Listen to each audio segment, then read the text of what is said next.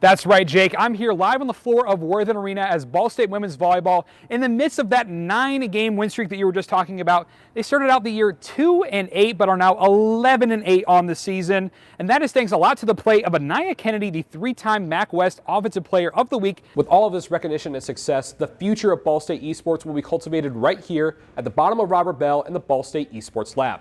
Maybe the end for Rogers, which stinks because I enjoyed seeing him play. I'm so sorry to anyone who had them in the fantasy leagues this year. Here live on the floor of Worthen Arena as Ball State women's basketball just wrapped up their matchup with the NIU Huskies. Ball State coming into this one 17-4 on the year, but looking to stop and extinguish that hot streak that they are on, the Toledo Rockets on the opposing side of the net. I sat down with Southside High School pole vaulter Grace Gilly, who continues to fly above the rest. 43 years. When I read, yes, if you watched News of Indiana midday, or Cardinal Weather this morning, you would have known that. I know our loyal fans and viewers are watching. Building a strong community around a sports team is a long and difficult process. For Fort Wayne FC, they're taking their efforts right to the source. After years of struggle to retain fans at Ball State athletic events, one student had enough. I sat down with the president and founder of Ball State's newest club, ready to pack more Cardinals into the nest.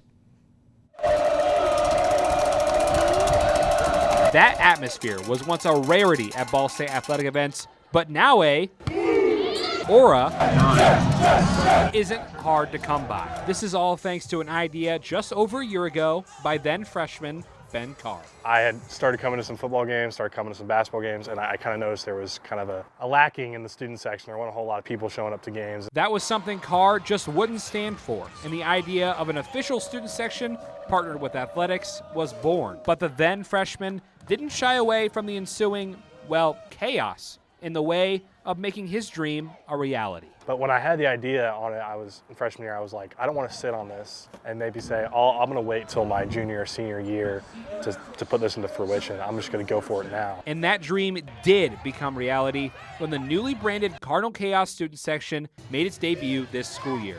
For Carr and his fellow club members, it was just incredible. The first football game, it was packed all the way up to the top of the section up there. It was incredible to see, and all the people, doing the chants that we had prepared for, and that was like the moment I was like, wow, this is real. It's actually happened. Seeing people excited to be a part of the student section was something that just doesn't really have a definitive explanation to it. It just felt gratifying. And as Cardinal Chaos builds up, Carr hopes that it will create chaotic waves of positive impact in the Cardinal community for years to come. I know as a former high school athlete, when there are fans in the stands, I played better. And so the hope is that we get fans in the stands, our athletes perform, they win, which brings more people out, and soon the community as well. So I'm excited to see in the coming years how that grows and how big that will grow to be. In Muncie, Andy Newman, Newslink, Indiana. The game of baseball, like life, is full of highs and lows. One day it may be a blowout win full of runs and high fives. The next, a discouraging loss. For 8th grader Daryl Bledsoe, baseball was everything. He loved baseball. Baseball was his life. Like he would have been a pro. But then Daryl's family suffered the worst loss of all. Bledsoe passed away just over a year ago on July 26th in a drowning accident. He was just 13. Anybody you ask about him, they're going to say that he was a good kid. And he was so sportsy and so good, and all the girls liked him. Apparently, so. But the Bledsoe family was determined that this wouldn't be the end of his run. So they organized this, a memorial co-ed softball tournament, Dingers, for Daryl. So we decided to put something together for his 1 year of being gone.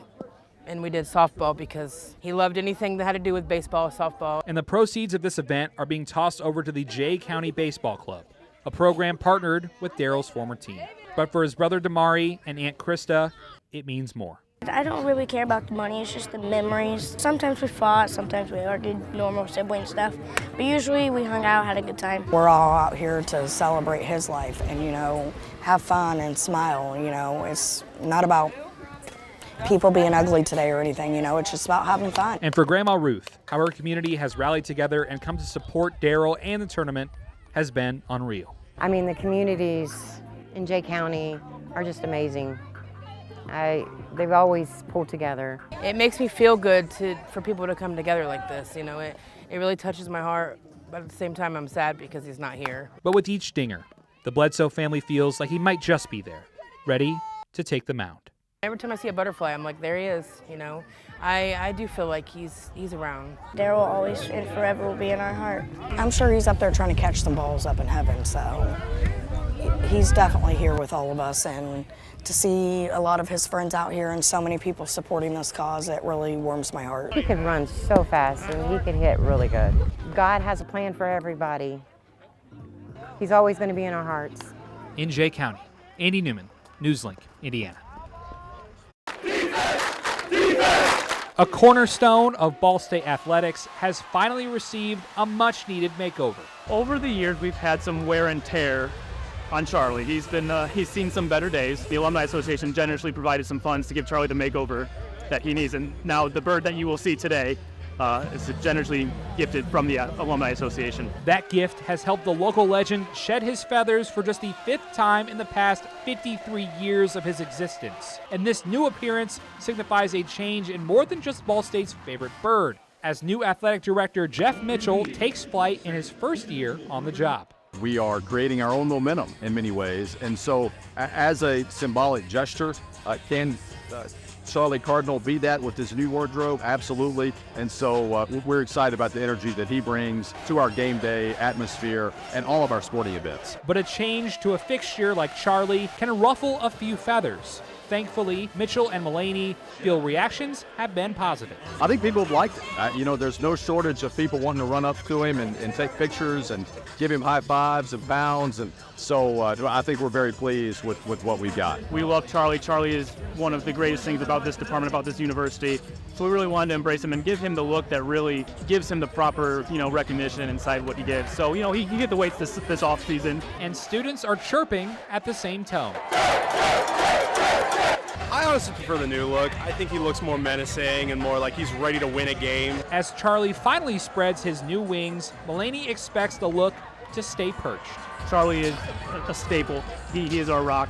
Student athletes come and go, but Charlie stays. And so we need to make sure that we were giving him the look he needs. In Muncie, Andy Newman, Newslink, Indiana.